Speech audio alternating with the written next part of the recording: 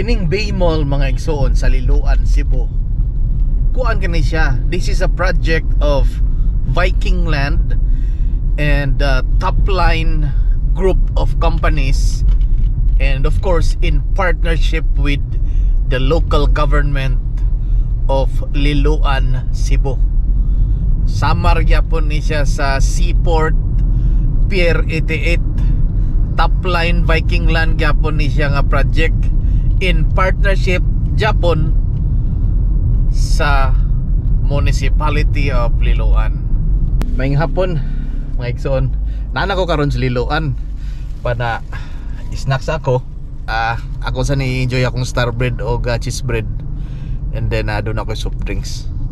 Lambo na gyud ang Liloan mga igsoon. Kini diri sa akong kilid mao kini siya ang future site sa Bay Mall.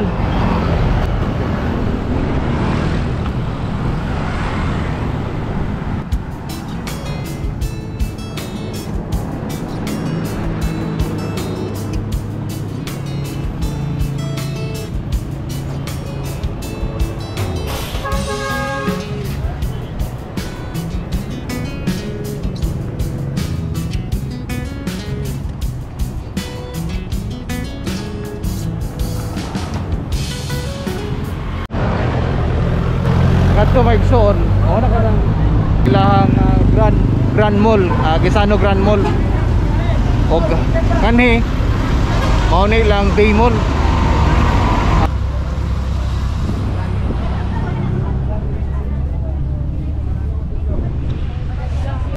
Ilang kitabunan mga igsoon og kanang kolorok.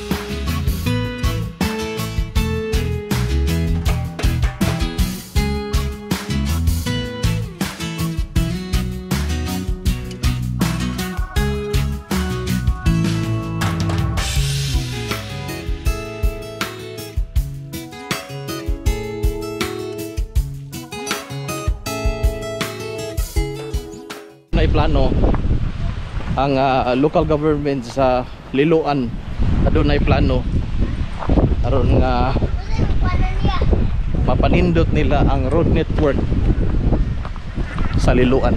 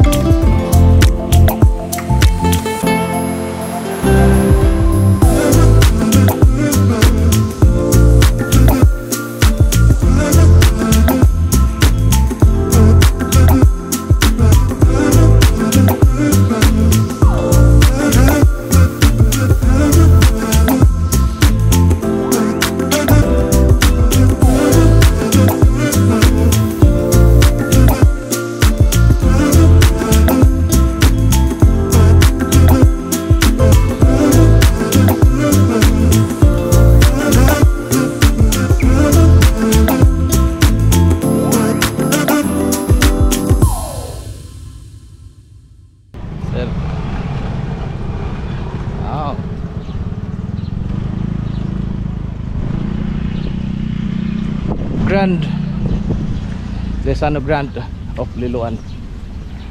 Lakaw ko maigsuon padung ko sa simbahan. Makaagita karon sa Pier 88. Makita ninyo maigsuon nga dako-dako gyud taon og damage sa milabay nga bagyong Odette ang seaport of Liloan. Gani og wa pa mabagyuhan.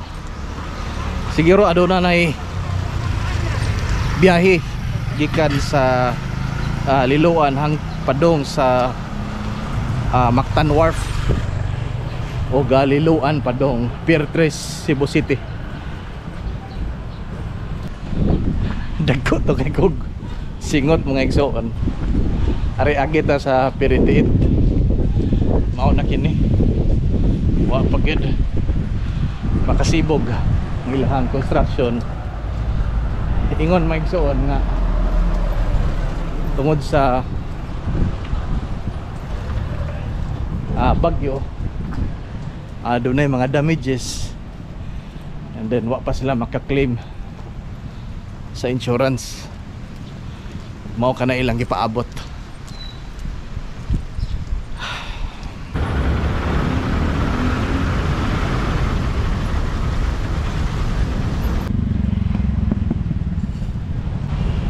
Salamat mga igsoon sa pagkuyog ka na kong karong adlaw. This is Gawins of Cebuano 123. Amping mo kanunay og hinaot nga magbabilin ka bong mahapsay.